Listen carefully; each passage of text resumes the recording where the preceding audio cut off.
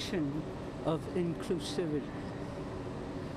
That, I believe, is what our church is supposed to be all about.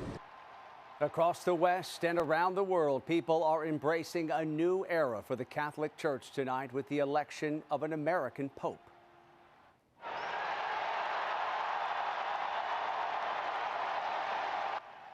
And good evening, everyone. Welcome to West Coast Wrap. I'm Alex Savage. Today, Catholic cardinals made history, electing the first pope from the U.S. Robert Prevost was born in Chicago. He's taken the name Pope Leo XIV. It is a quieter scene tonight at the Vatican. Here's a live look at St. Peter's Square, where thousands of people gathered earlier today to see the Pope make his first public appearance. After greeting a large crowd outside the Vatican, one of his first official acts was blessing St. Peter's Square. Thousands of people rushed to the Vatican after getting word today that white smoke was coming from that closely watched chimney. The signal that a new pope had been elected came after 4 rounds of voting by the cardinals. Pope Leo XIV is 69 years old and holds dual citizenship in the U.S. and Peru. He served for decades as a missionary and bishop in Peru. He's a graduate of Villanova University in Pennsylvania and holds a master's in divinity from Catholic Theological Union in Chicago. And the pontiff has a doctorate in canon law from the Pontifical College of St. Thomas Aquinas in Rome. Fox 11's Christy Fajardo begins our coverage tonight. She spoke with people who celebrated his election with a mass in Los Angeles. The Holy Spirit, the Cardinal chose a new Pope, Pope Leo XIV. Let us pray for him. The first Mass under the first American Pope brings new hope and celebration at Our Lady of the Angels Cathedral. I think it's super exciting. It's never happened before, and I've been a lifelong Catholic, and it's a day that I thought would never happen. A sentiment echoed throughout the leadership of the LA Archdiocese, who believe the USA's political and economic power ruled out an American pontiff until Pope Leo XIV walked onto the balcony. I'm still shocked. I'm still processing it because it's an American. Father Juan Ochoa says he doesn't know if the current political climate in this country swayed the cardinals, but says Pope Leo has already sent a message with his first address to the world. But something that he did very unique that no pope has ever done before, even Pope Francis, he spoke in Spanish. And then he directed those words to his diocese in Peru. I was expecting that after speaking Spanish, he will say some words in English. He did not.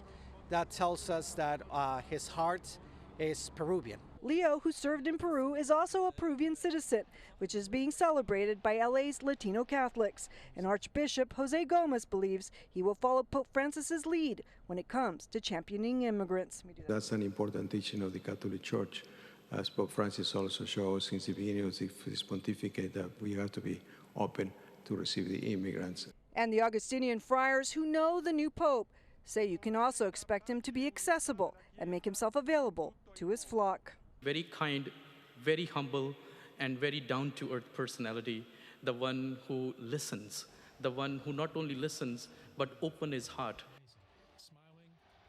And that was Fox 11's Christy Fajardo reporting tonight from Southern California. Catholics in the Pacific Northwest also excited about this choice. At St. James Cathedral in Seattle today, there were prayers and songs for the pontiff.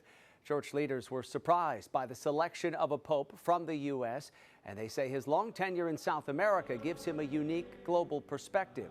Several people said they hope Pope Leo XIV will carry on the reforms of the late Pope Francis. Continuity of some of the things of Pope Francis, bless his soul, and a continuation of inclusivity. That, I believe, is what our church is supposed to be all about. One church leader said that the new pope is making a statement by choosing the name Leo. Pope Leo XIII, who served from 1878 until 1903, was known to the church as a champion of social justice. And Pope Leo XIV beat the odds today, according to Bet Online. The odds for him to be selected as pope were down to 40-1 early this morning. That's less than a 3% chance. He wasn't even on the boards to be the next pope back in 2022. And the site had 3-2 odds for the Pope to be under 70 years of age, and Pope Leo XIV, again, is 69 years old. And you can find extensive coverage on the election of Pope Leo XIV up at our website, westcoastwrap.com. Our online coverage there includes a closer look at some of his past social media posts and his views on President Trump's policies. We turn now to Seattle, where students at the University of Washington are protesting the suspension of 21 students, all accused of occupying and vandalizing a campus building earlier this week. As Fox 13's AJ Janavel reports tonight, the university is now facing an anti-Semitism investigation by the federal government. The group Super UW, who the University of Washington says caused $1 million in damage Monday night, was back on campus today, this time demanding that the students who were arrested face no punishment. All students, all faculty, staff, workers, and community members must stand firmly behind the protesters. We must demand that they drop the suspensions, and we must demand that they drop the charges.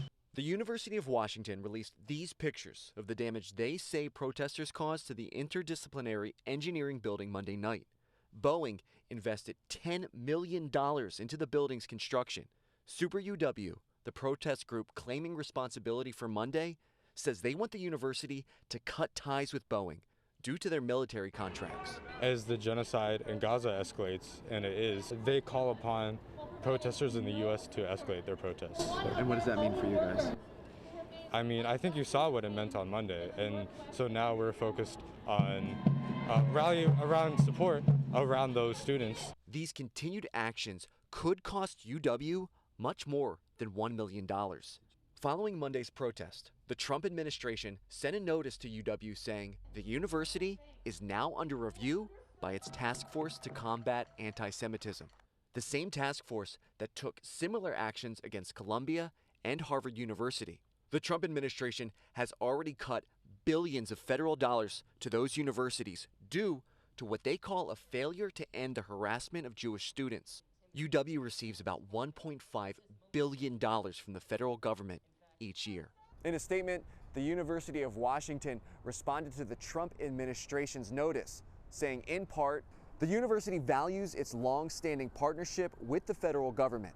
We will cooperate with the task force's review and are confident that an evaluation will find we are in compliance with federal civil rights laws. Reporting at the University of Washington, AJ Janavel, Fox 13 News. A memorial is growing tonight at a Southern California high school where a student was stabbed to death on campus. This happened at Santa Ana High School yesterday. Police say a fight broke out between a group of students, leaving a 14-year-old dead and 2 other teens injured. The suspects, 15 and 17-year-old brothers, have been arrested. Parents and students say they are still in shock. It's a very sad story, and it's a little scary. Yeah, it's tragic what happened. Everyone here is sad. The school says it does have a dedicated police officer on the campus, but with more than 3,000 students, officials say it's difficult to make sure every part of that school is covered. A Washington sheriff's deputy is on leave tonight after authorities say he stabbed and killed a suspected drunk driver during a bizarre confrontation. Investigators say it all began when the suspect crashed into parked cars and then tried to take the deputy's gun. Fox 12's Mackenzie Richmond explains what led up to that altercation. It all started as a suspected DUI crash in Vancouver and ended in a fatal confrontation here at the Washington State Patrol Scale House right off of I-5. We know that just before 11 last night, Clark County deputies responded to a call of a car that had crashed into 2 parked cars. That happened near the intersection of Northeast Minnehaha and 14th Court. Take a look at your screen. Here's 2 of the cars involved in that crash. We don't know if these were one of the ones that the driver was in, but nonetheless, some pretty crazy damage there. The wheel is barely holding on to that Subaru and the van with a flat tire and some scratches. The driver who caused the crash was suspected of being impaired, so deputies arrested the individual and brought him here to the Washington State Patrol Scale House for a DUI breath test. But just before midnight, things took quite a turn. A deputy called out over the radio reporting he was in a physical fight with the suspect inside the breath test room, and that the man had tried to grab the deputy's gun. So the deputy stabbed the suspect several times. First responders tried to save the man's life, but he was pronounced dead on the scene just after 12:30. The deputy was not physically hurt, but was put on critical incident leave, which is standard protocol after a deadly event like this one. This is an ongoing investigation. It was handed over to the Washington State Office of Independent Investigations. After more than 9 hours on the scene, an investigator we spoke with said they're still not prepared to release the name of the driver or the deputy involved in that fatal confrontation. Mackenzie Richmond, Fox 12 Oregon.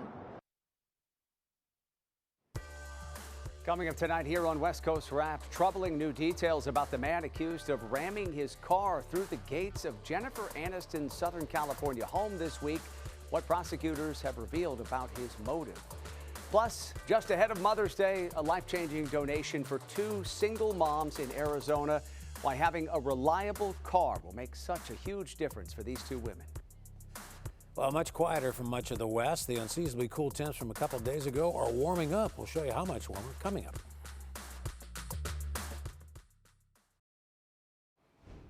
We have an update tonight on the man who authorities say crashed his car through the front gate of Jennifer Aniston's home in Los Angeles on Monday while the actress was inside. 48-year-old Jimmy Carwile from Mississippi is facing charges of felony stalking and vandalism. Investigators say he'd been harassing Aniston with a flood of email and social media messages before the crash. Today, Carwile appeared in court shirtless and wrapped in a blanket. We talked earlier with TMZ's Michael Babcock about what comes next for the suspect. So he is going to have to go through a mental health evaluation with doctors that the county provides, and they're going to try and determine whether or not he is of sound mind to deal with these charges, or is this somebody who is not fit to face criminal charges? And then at that point, does he go to a mental institution? I mean, I think all of those things are on the table.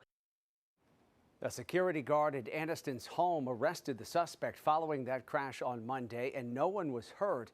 Representatives for the actress have not responded to requests for comment. Today, President Trump announced his first trade deal since ramping up tariffs on countries around the world. The president says the agreement revamps the United States' economic relationship with the UK. So we have a big economic security blanket, and that's very important, and we feel very, very comfortable with that. The president will cut tariffs to 10% on automobiles and eliminate them for steel and aluminum imports from the UK. In return, the United States will get more access to British markets for American products, including beef and airplanes. The president and British Prime Minister Keir Starmer say this is a win for both countries. Really important deal. This is going to boost trade between and across our countries. It's going to not only protect jobs but create jobs. Opening market access. Well, stock traders were encouraged by that trade deal announcement. The Dow was up by 254 points today. The Nasdaq climbed 189 points, and the S&P 500 added 32 points. Well, U.S. trade talks with China are set to get underway this weekend, and the operator of one Asian market in Southern California says he needs to see the 2 countries make some progress in those negotiations. Fox 5's Sierra Encinas spoke with him about his customers' reactions to recent price hikes. About a month after President Trump slapped China with high tariffs and China responded, the impact can be seen at Minheng in City Heights. If this tariff doesn't resolve soon, we may end up try to slow down a little bit. Because the sale probably will drop. David Chow opened the Asian market in 1981. He says that tariffs have impacted the Asian community more than anyone else.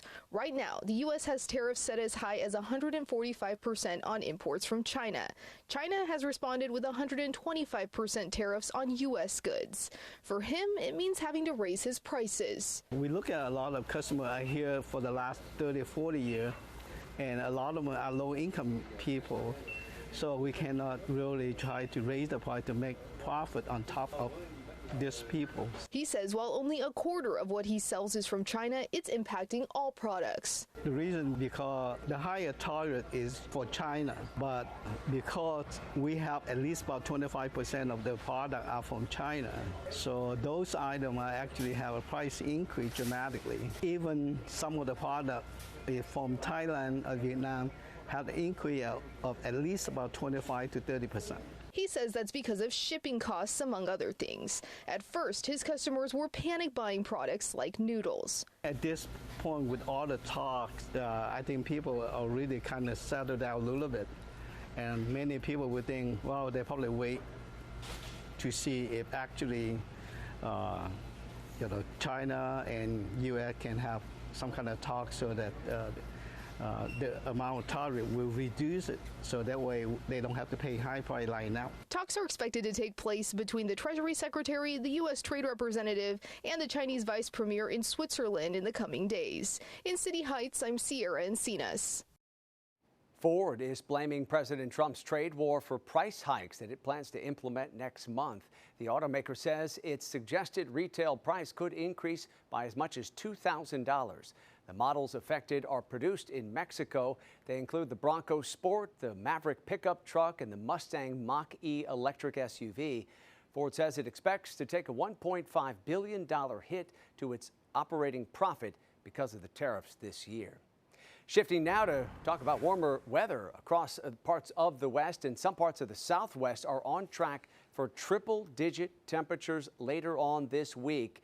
Here's a live look tonight at downtown Phoenix as the sun is setting here, but it was a toasty day in the Valley of the Sun. Temperatures up into the 90s here today. For more, let's bring in KTVU meteorologist Steve Paulson, who is tracking this warm-up and has the conditions across the West. Hey, Steve. Now, Alex, I've been in Phoenix when it's 118, so 100, that's sweater weather, right? Yeah, absolutely. All right, yes, we'll get to it. They are going to warm up, no doubt. Much quieter in the West. Still some activity a little bit in Colorado, New Mexico, but that big system is kicked out, and when it's May, temperatures which have been unseasonably cool begin to start warming up, and that's what we saw today.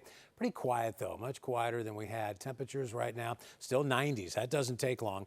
90s, but cooler up in the Pacific Northwest. Seattle 63, Portland 70. In the city, San Francisco, even with sun, was only 66. You can see all the activity kicking into New Mexico and Texas, but for the West Coast, high pressure says, I think I'll kick in here. The outlook for Phoenix, 100 on Friday, 102 Saturday, then 101 on Sunday. However, that's not going to last. A little bit cooler with more cloud cover moving into the Pacific Northwest. Seattle a couple days ago was 77. Not today. They were only 63 degrees. San Francisco as well cleared from the fog, but still they were only 66. Southern California, though, they were foggy and cool for a while. Not anymore. They are sunny and warmer, and it's going to get even warm to hot. 81 today in Los Angeles, and probably about 86 to 88 tomorrow. And also in the 95 today, but as we showed you just a second ago, it's going to get up into the C notes there starting tomorrow. Activity to the most of the West will be pretty quiet. Hot for some, clearing, mostly sunny, partly sunny Pacific Northwest. But here's the deal, even if you don't like the heat, this outlook for next week shows below normal temps. So here we go again on that roller coaster ride. Warmer for a couple days, then back to cooler. But the outlook going forward here for the next few days, a little cooler Pacific Northwest, but Southern California, Denver, and also Phoenix warming up, Alex. Yep, cranking up the heat. Steve, thank you. In Hawaii, a federal judge has awarded more than $680,000 to 17 military families who say they fell ill after jet fuel leaked into a Navy drinking water system back in 2021. The federal government admitted to the spill that leaked an estimated 20,000 gallons of fuel into the water around the Pearl Harbor Naval Base, but they rejected claims that this was enough to get anyone sick. The attorney for the families said the amount awarded to each plaintiff was much smaller than expected, but said the families, quote, prevailed against all odds against the U.S. government. Democratic lawmakers are criticizing a proposal to build an immigration detention center at Travis Air Force Base in Fairfield, northeast of San Francisco. John Garamendi and Mike Thompson, U.S. representatives from California, sent a letter to Secretary of Defense Pete Hegseth saying the idea is outrageous and inappropriate. The letter also says Travis Air Force Base has played a crucial role in our national security by providing transportation for personnel and material around the world for decades.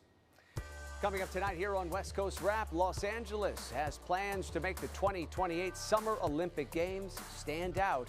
Tonight, how the event will make history on its opening day. And coming up tonight, see how some deserving moms here in the West are getting a jump start on their Mother's Day celebration. Plans for the 2028 Summer Olympic Games in the Los Angeles area are taking shape tonight, and the Games are going to make history. Today, the organizing committee announced hosting duties for the Games opening ceremony will be shared between the LA Memorial Coliseum and SoFi Stadium. This will be the first time that two venues share those duties. The closing ceremony will take place at the Coliseum. A high school junior in Utah is being celebrated for his effort to help other students. Fox 13's John Frankie shows us how the teenager is working to ensure that kids in his area don't go hungry.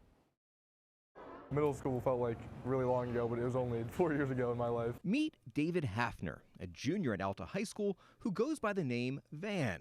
He's a straight-A student, has worked several jobs, and participated in a number of service projects.